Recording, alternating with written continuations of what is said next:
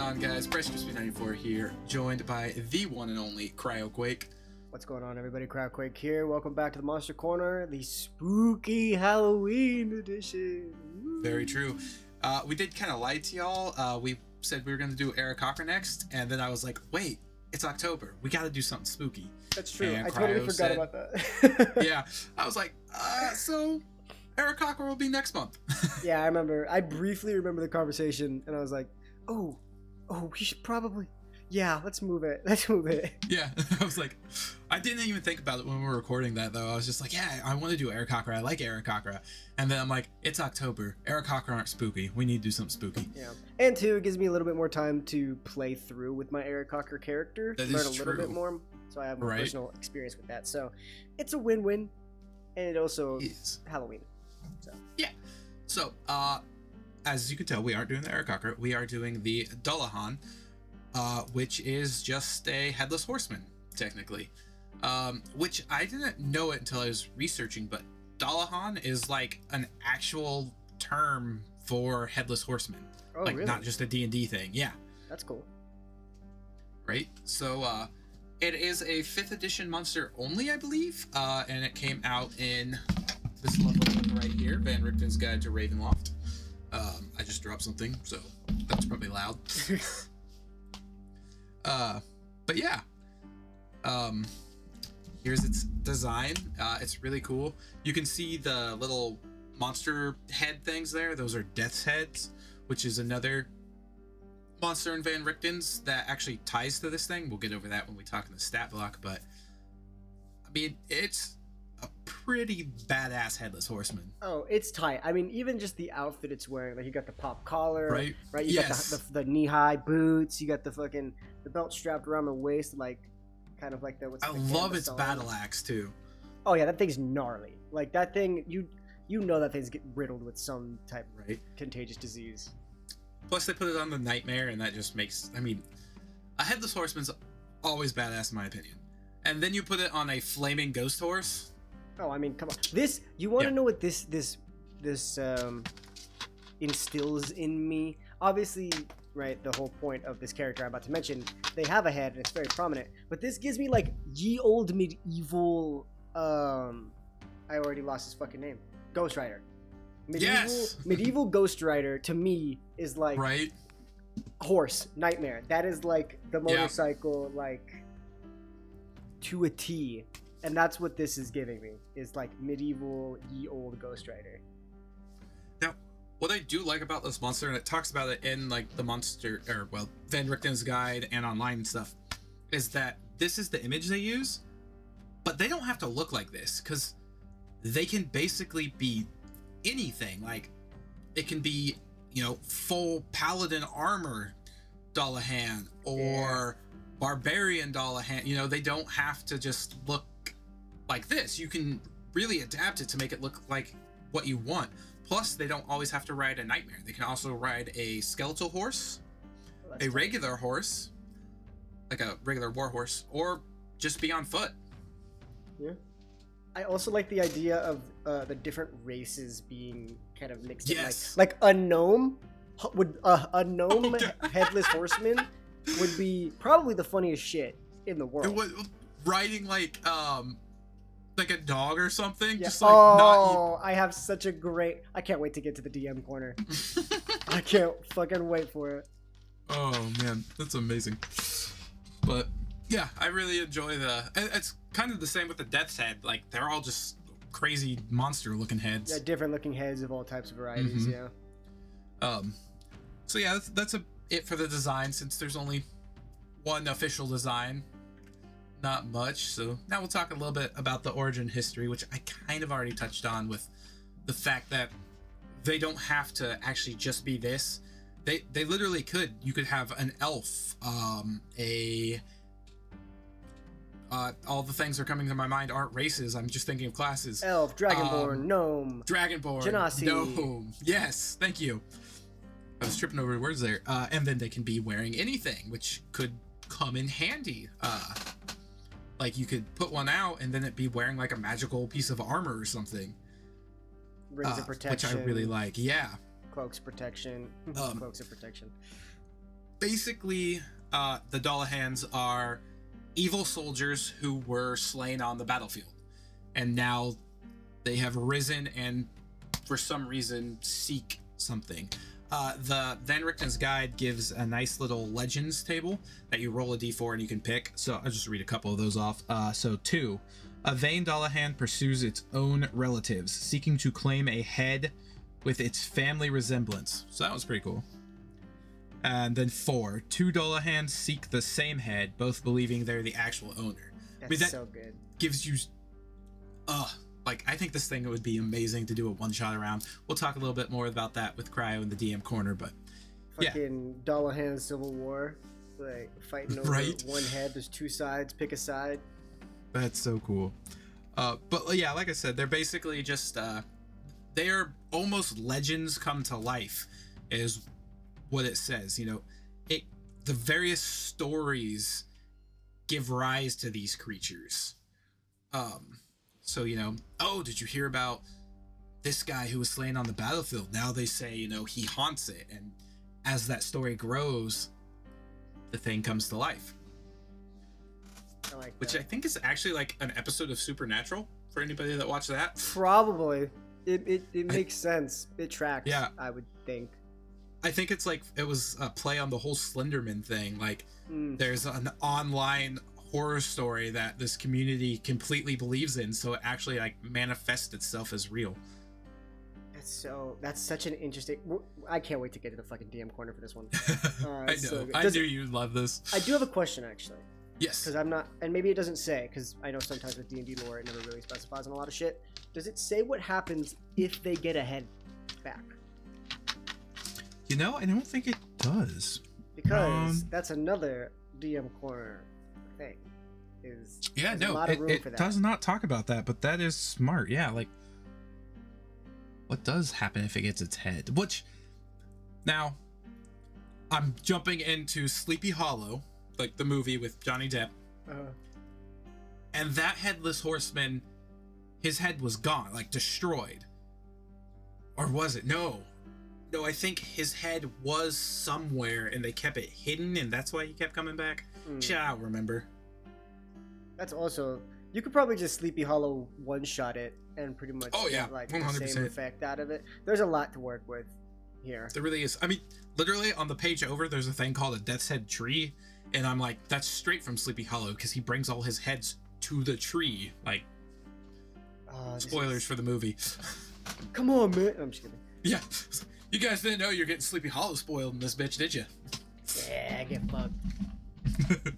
Great Halloween movie though. You guys never seen it? Watch it right now. Yeah, it's one of my favorites. Pause the video. Well, no, finish the video and then go watch the movie. Yes. Yeah. No more spoilers, promise. Okay, so that's it for the origin history. Not a whole lot, but again, these things haven't been in the lore that long. Van Richten's just came out, what, last year, I think? Year and a half ago, I think. Yeah, so it's not that low of a book. It's a really cool book. I mean, it is full of horror-themed stuff. Perfect for horror-themed one-shots, really. Yeah. And October. Or horror-themed campaigns if you get through like Strahd or honestly, something and want to keep going. Yeah, I think that's what it, like, the whole basis is to build on Strahd. Yeah, which is super, super fucking awesome. So I was gonna say, I want to run Strahd. I'm in the middle of a Strahd kind of reskinned game, and it's a lot of fun. It's basically Strahd, but instead of like the creepy, like scary, it's Strahd, but in like Mad Max universe, which is that's pretty cool. Super tight. Yeah. Okay, so on to the stat block. This thing has mythic actions. We'll get to that. But first, we'll talk about armor class 16. It's got a breastplate, which makes sense. But again, like I said, you can boost that up because these things could be wearing a ring of protection, cloak of protection, just a better set of armor even.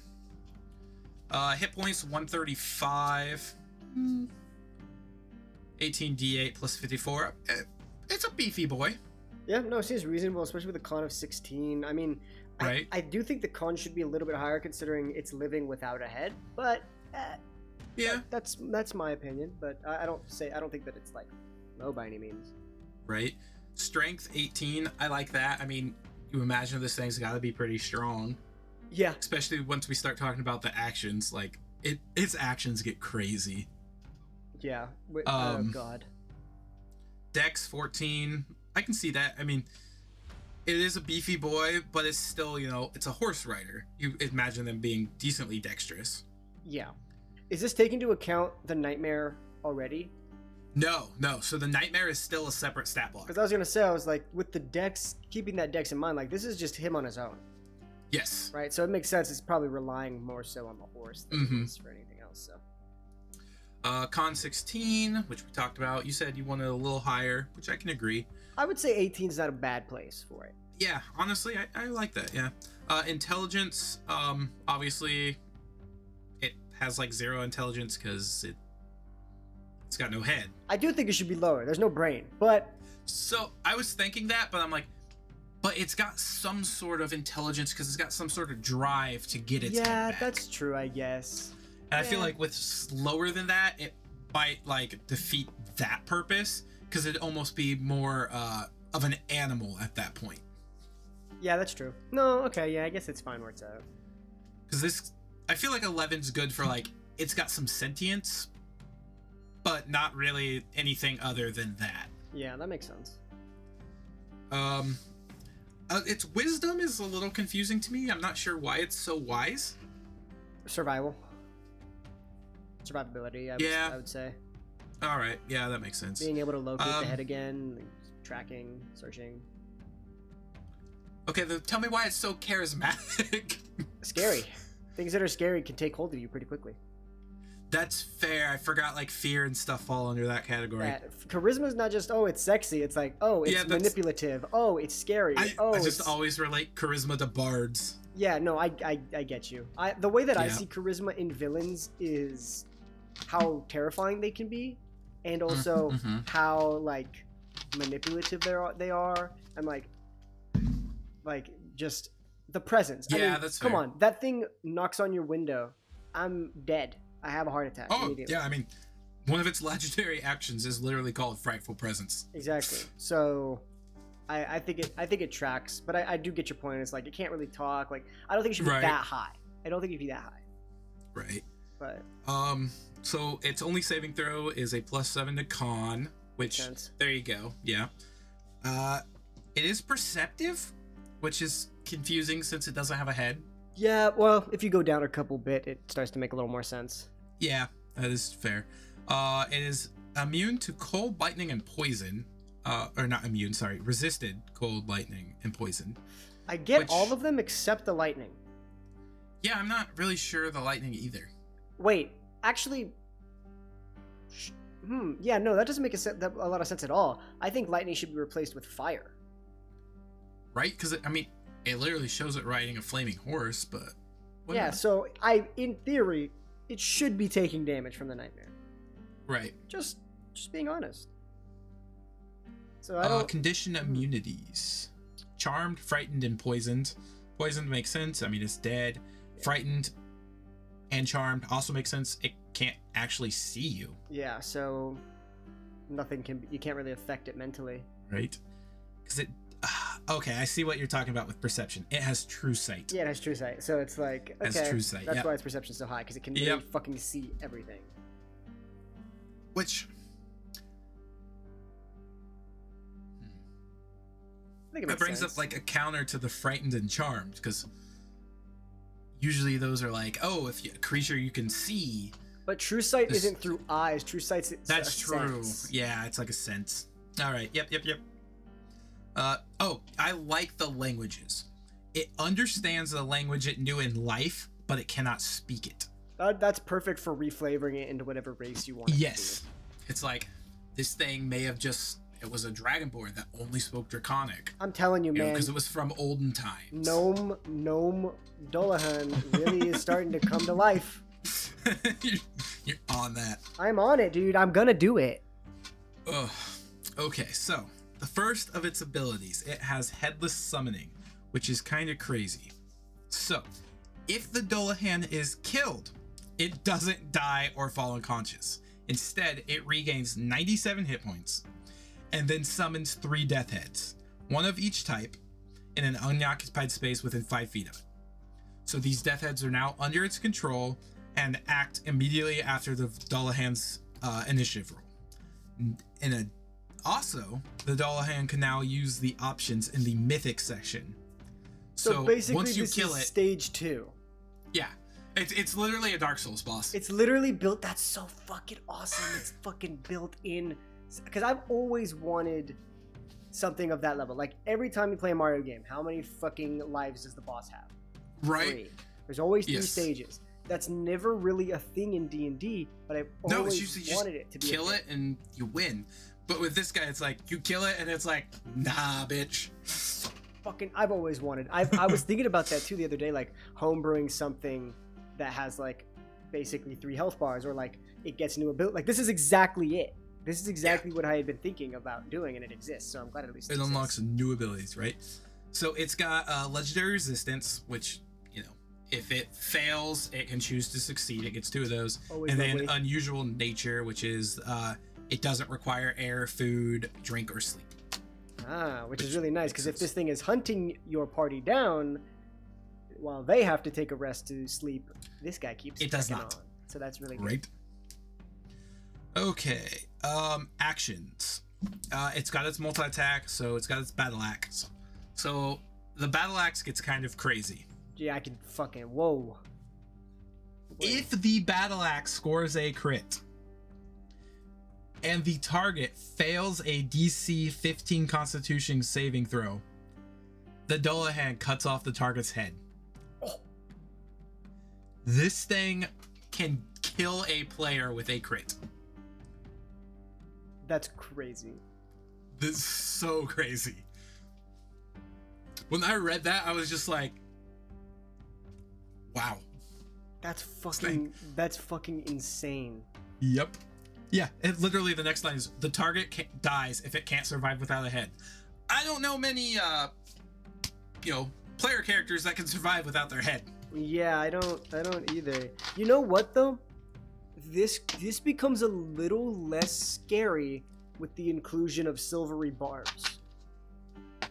Because That's fair. with silvery barbs, you can force a reroll. So even if he still rolls high, you're not gonna lose your head. So like that's the Right. perfect time to use silvery barbs. It's Silvery like, barbs. oh, he crit? No.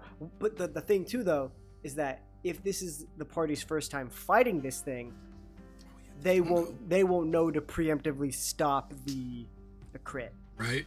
They would only be able to stop it if it happens a second time, which at that point you'd already be in a really shitty spot. Right? And I mean, it makes 2 attacks with the battle axe, so it's got 2 chances to crit you. Oh my god! And if you've got the heads out, technically you could set up flank, get advantage on those attacks. Yeah.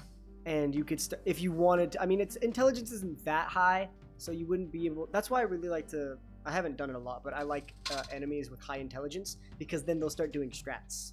Right. Like, okay, y'all want to fish for fucking shit? Let me put the head over here, and see what we do now. Now, it also has the Fiery Skull range spell attack, which is, I mean, it's a 120-foot range, which it doesn't really describe it, but it's 14 fire damage, so I'm assuming it just kind of throws a flaming skull at you, which is pretty cool. I like to think that like the skull appears on the head where the head is supposed to be, and then it just takes it and chucks just it. like launches. Yes. God, I I want mean, to use this thing so bad. It's basically like the pumpkin, like Yeah. the flaming pumpkin it throws at you. Yeah. Yes. God, this thing's fucking awesome. Right. All right. Now we get into the dope shit, the legendary actions. Oh God. So it can take 3 legendary actions from the options below. The first, it can make another attack.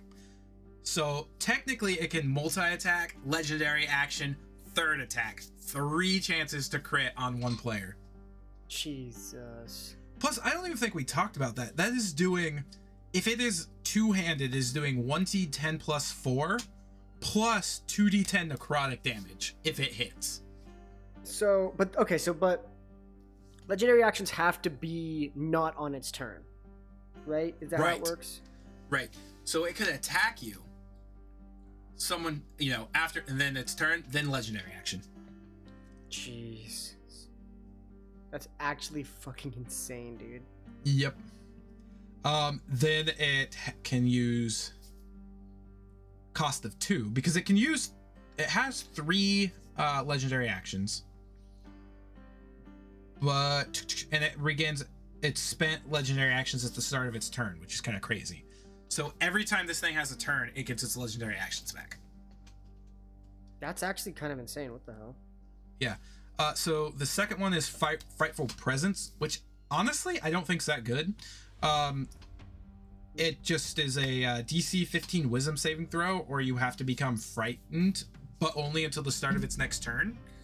Which it's like, okay, most players are going to see this thing and want to stay the fucking as far away from it as they can anyway. So Frightened's just kind of going to help them do that. I mean, the only thing, except like melee attackers, then maybe they would have to get it. So that could be. It's basically like, oh, the barbarian won't fucking get off me. Okay, let's get him off me. That's true. So that's kind of what I would. That's kind of how I think about it. Headhunt, I think, is a cool one. The Dullahan makes a move up to its speed without provoking opportunity attacks, and makes 1 battle axe attack with advantage.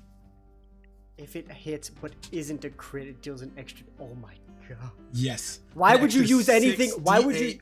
Why would you use anything else? Yep. Why would you use literally anything else? I don't know. That one is just crazy. I don't know. I guess with the attack, you could literally make more attacks. Well, yeah, I mean, you can 3 legendary. That's 3 attacks that you can blow. But that one's so good because you're dealing extra damage if you hit, and you have it with advantage. So that it's actually insane. 6d8 necrotic. That's crazy. That is kind of a lot. Now, after your players have killed this thing, and it rises from the grave for the second time, because this thing's already risen from the grave once, if you think about it. That's true. The Dullahan has the Headless summoning trait activated, which is where it gets its little headless or Death's Head minions. Mm-hmm. And now it has the Coordinated Assault mythic action, which the Dullahan makes a battle axe attack, and then 1 Death's Head. And then 1 Death's Head the Dullahan can see within 30 feet of it, uses its reaction to make a melee attack. So you basically double team. Looking at the Death's Head, they have... Does it have a stat block? It does, yeah. It is a tiny undead with an armor class 16, 17 hit points, strength of 8, dex of 13, con of 12, intelligence of 5, wisdom of 14, charisma of 3, resistance to necrotic, passive perception of 12, no languages, challenge 1/2. It has gnashing bite action, mind-bending bite action, and petrifying bite action, depending on the head, because there's 3 different types of head. There's the, which makes sense if so there are the 3 heads right there. This is actually in the full artwork, this head that's down here in the corner is a Medusa head, so I'm assuming that's the petrifying head. Yeah. Then I'm assuming the one with the big eye is the mind-bending head, and then the gnashing head is probably the regular looking one. Yeah, that would make sense. I'm sitting here pointing like to my computer screen, like people can see what I'm pointing at. Yep, we know exactly what you're doing. Yep. So there's that. So yeah, those are kind of cool. So depending on what it is, it'll make one of those attacks. And then the next action is Headless Whale, which I think is probably the best of the 2. An echoing shriek issues the Dullahan, or comes from like the headless stump. Oh, terrible. Which is terrifying. Each creature of the Dullahan's choice within 10 feet must make a wisdom saving throw of 15. Each creature takes 3d10 psychic damage on a failed save, or half as much on a successful. If 1 or more creature fail the saving throw, the Dullahan gets 10 temporary hit points. Jesus. So this thing can get more and more hit points just by screaming. This thing could go up to 107 after you knock it to 0 almost immediately. Yeah. That's fucking crazy. It's like, guess again, bitch. Ah, that's so fucking cool. It is awesome.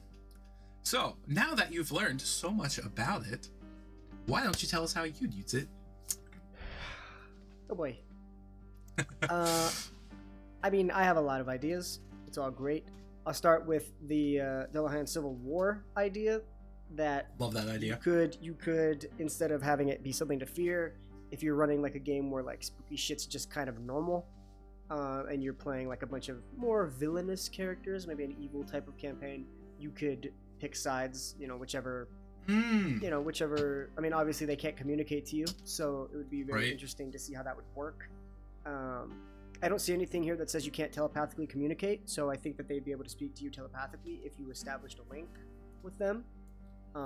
So you could maybe find information out that way, and pick sides, and then have like this cool like fallout battle of two factions of Dullahan, and whatever. Maybe you come across a lazy one of these in your campaign, and instead of them wanting to go get their head, they're lazy and they want somebody else to go get their head for them. That would be a pretty good quest.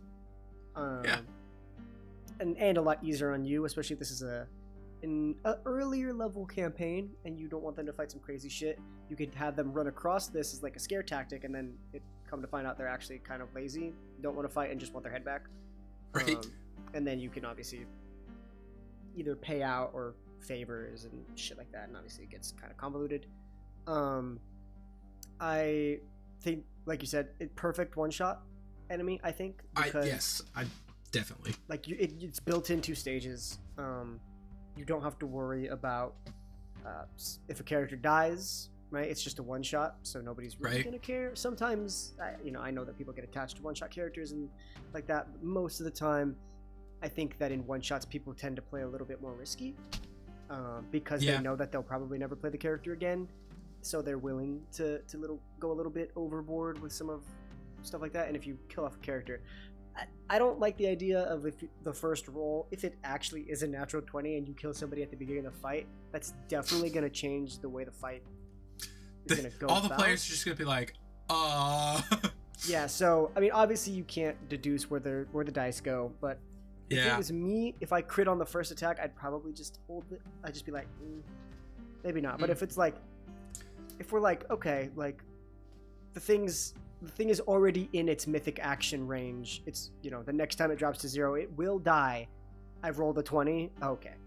Yeah, your head is mine. Like I know that like by pulling punches, like you're eliminating the immersion and the threat level and stuff like that, but like if you're an hour into the game and this combat starts and you immediately kill a character, that character is going to be doing nothing for the remainder of the game, which blows. It does, right? And like and it's not like my character wasn't smart enough, or my character didn't do this or that. Like, no, the monster just fucking rolled a crit, you failed your con save, and now you're dead. So like, I don't know. I talk about pulling punches a lot because I used to do it pretty often, and I did it fairly. And I'll just break immersion. I did it fairly often in the very beginning stages of Double Advantage. We needed it, but mostly because 1, you needed it, and 2, you guys were new players, right? Like, there were some times. And now we're seasoned vets. Yeah, you guys blow me out of the water sometimes. But like in the earlier days where like I was like, well, I don't want to kill them now. Like, and that's not to say I want to kill you guys now. That's totally not the case at all, because every monster so far that I've thrown at you, you guys are a very unconventional party, and you guys shit on everything that I throw at you at this point. Like, except for when I'm out of wild shapes. Yeah. The corpse flower was the only thing that actually did something, and I literally put it in there as a meme. I was like, this is gonna be a meme encounter, and people almost died. Right? like that shit is insane. Like, right? That did a lot. It almost killed 2 of us. Yes, exactly. And then what did I throw at you guys that you guys absolutely just fucking decimated in one shot? Or not one shot, but like you guys it was not even a threat. Was it the Banshee the next episode? Yeah, the Banshee, like the very next episode, you guys were like, now this is gonna be easy. And I was like, okay. Right? And that's just how it goes sometimes, right? With this is kind of the same thing, where it's like, you may not intend for this thing to kill, but it will. Or you could intend for this thing to kill and you never roll a 20. It's just how the game fucking goes. You threw 3 different encounters at us at that little area. Yeah, I did. Because that was Nice. that's when I was dabbling with the idea of multiple encounters per day, so that you guys really had to be careful and cautious with your resources. And then after the Banshee fight, I was like, I think I'm just gonna stop doing that. But I do kind of want to get back into it because I do like that. I like it. I like that idea a lot. But like, yeah, with this, it's very interesting. Like, yeah, I know that pulling punches is very controversial. I don't tend to do that anymore, because unless it's a low level game, unless we're talking like level 1 to 3, like I'm not killing some, like I know some people like that's why they play the game is like, oh, I love low level D&D because you can die to a fucking skeleton. And I'm like, yeah, that's cool, but like that's not my thing. I don't want to kill you with a fucking kobold. That's just not what I want to do. I don't think anybody would find that fun. I think it'd be funny, but I don't think anybody would. I want to kill No Shoes' character with a kobold. Well, no, Shoes is different because Shoes does dumb shit that gets his character killed anyway. So if you kill his character before he kills himself, you're kind of doing him a favor. Right? But so if you guys haven't seen the one shot Beware the Storm, go watch that and you'll find out what we're talking about. Please go. Like for instance, but with just Avi, skip to the end. I don't even care. With Avi, right? Like I was not mad. Like even though at that point he progressed from a one-shot character to a multiple-shot character, right? I was cool with playing a little bit more risky with Avi, right? Plus he was a melee fighter, so like I was up in there, but like you did a lot to me and I almost died and I almost like sacrificed myself, right? Because I knew like I'll probably never play this character again. I don't really mind if he dies, right? For purposes. I mean, it would have been a pretty poetic death. Yeah, like if I was to be in a game and this was the monster, would I be sad that my character died? Yes, but to go out like that would be fucking hilarious as a one-shot character. If this was in a main campaign and my 8th level character that I've been playing since level 1 dies, obviously, right, there's methods for resurrection and stuff like that, but like, fuck, you know what I mean? So that's kind of the duality. But like, yeah, I think this is a perfect one shot if you want to go Halloween, you want to go spooky. You build up the hype around like, oh, there's something terrorizing the wastelands, and oh, the old rumor of this hardened warrior still lingers, whatever. And my idea, which I think I might do this at one of the games, or if I try to run a game at my college, is build up this huge threat, right? And obviously the fight's gonna be, look at the stat block. It's crazy. It's gonna be a fight, but like build up this whole thing, and the Headless Horseman is a no. Comes right in on like a miniature pony. Yeah, it's just a miniature nightmare. It's a nightmare pony, and I love that. I love that so much. And so I also keep forgetting that even though it does say it's a challenge 10, I keep forgetting that the nightmare is also going to affect how that stat goes. And I don't know what the stat block for what challenge rating the nightmare is. I can look it up real quick. Because from what I'm looking at here, I'm in the encounter builder. One of the plenty that are out there. Please use them. They're great. It would take 5 level 6 characters to have a very good hard fight with just the Dullahan. Right? So a nightmare is an armor class 13, challenge 3.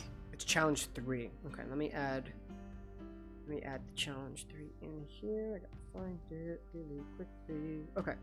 So yeah, now the 5 level 6s get bodied.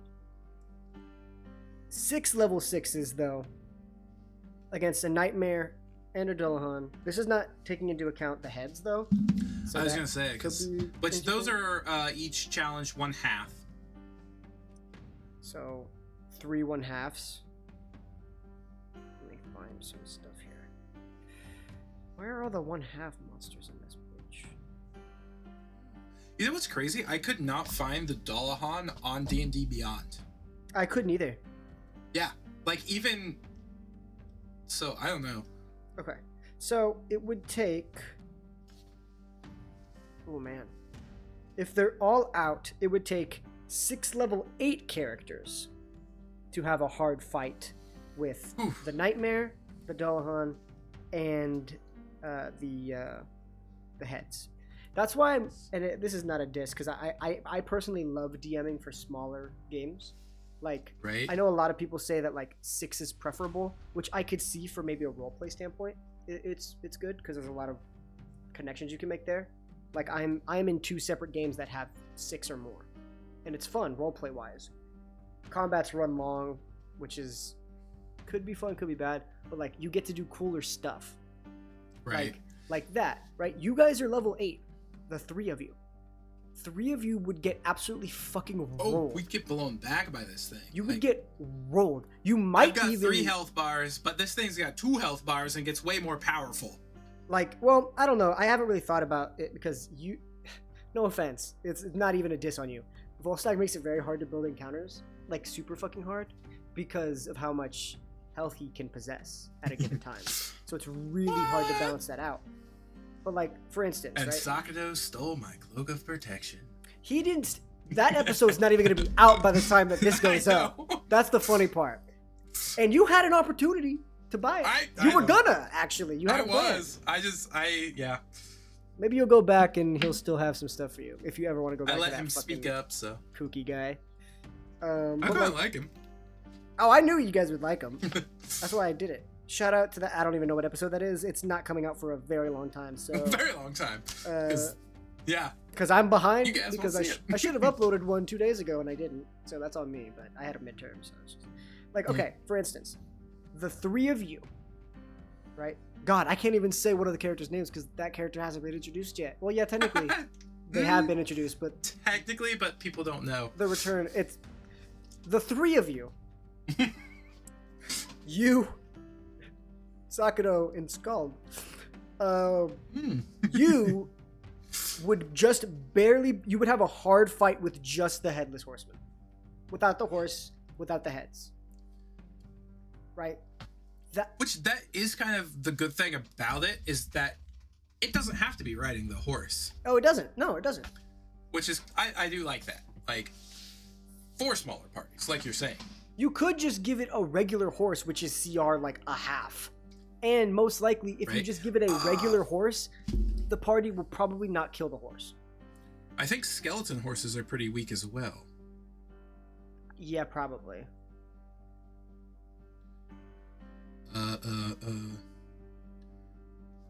D&D Beyond, you failed me. You've done so many good things for us, though, D&D Beyond. Please sponsor us. You really We have. I love very you. much. I love you very much, and give me a kiss. Because I have failed D&D Beyond because I searched skeleton horse and it is called a warhorse skeleton. Ah, so you're the problem. I am the problem. Its challenge is only a half. So there you go. You still get the flavor of being scary, and it's not even Right. a threat. You could finish off. How much health does it have? 22. You could fucking finish it off with cantrips. Like, Yeah. you know what I mean? I Or mean- like a couple sword whacks and you're done. Like, so. But yeah, I think this could be a perfect opportunity to build up a really like scary game for Halloween, have a really epic fight at the end. You'd have to fill in the little details, right? Like, where is this creature at? Is it searching for them? Like, you know, maybe they're coming after one of the group's heads or something. Maybe it's a long lost relative. You can play with that as many times as you want and come up with 1,000 different results. The end though, result being spooky. Fuck, I can't speak. Spooky one shot for the Halloween times, which Right. is perfect for literally the time that we're in. Yes. So this video will go up on Friday. You need something to do over the weekend? Maybe run a Dullahan one shot. And if you do, let us know how it goes. Hell yeah. Always remember, if your character dies to one of these, crying is a free action. It is very much a free action. I wore my crying is a free action shirt just for this video. I love that shirt. It is one of the best. I love that shirt too. So that is it for the mighty Dullahan, or Headless Horseman, whatever you want to call it. I'd honestly just probably call it a Headless Horseman in the campaign, because for some reason that's easier to say than Dullahan to me. I think though, if you do say Dullahan, this is the last little piece I'll add. By calling it a Dullahan, players who don't know what a Dullahan is will be surprised when it finally gets to that. right? This is if you very true. if you do call it a headless horseman, right? I guess at that point you would have to know your players enough to know whether or not they know what a Dullahan is, right? Which I bet most people don't. Honestly, like in a week, if you ask me what a Dullahan is, I'll probably forget because I'm also just small brain like a motherfucker. But like, you know what I mean? Like, you would be able to get a little bit more of like a slow build up to then finally being able to describe it for the first time and being like, oh fuck, that's what we're fighting, like. And so you can mess with the perception of what players may think of a Dullahan in their head. Like, one player may think, oh, Dullahan could be a witch, or a Dullahan could be, you know, like a spooky, like, you know, abomination. But it's like, no, it's just a dude without a head, Right. who's about to fuck your shit up. So, other problem too is definitely make sure that this is a one-shot creature, because technically players may start getting a little antsy about the fact that they now have an axe that can chop off heads. Yeah. So be careful with that. That is true. Happy Halloween. All right. Gonna wrap this one up with that. As Cryo said, happy Halloween, guys. We will catch y'all later. Peace.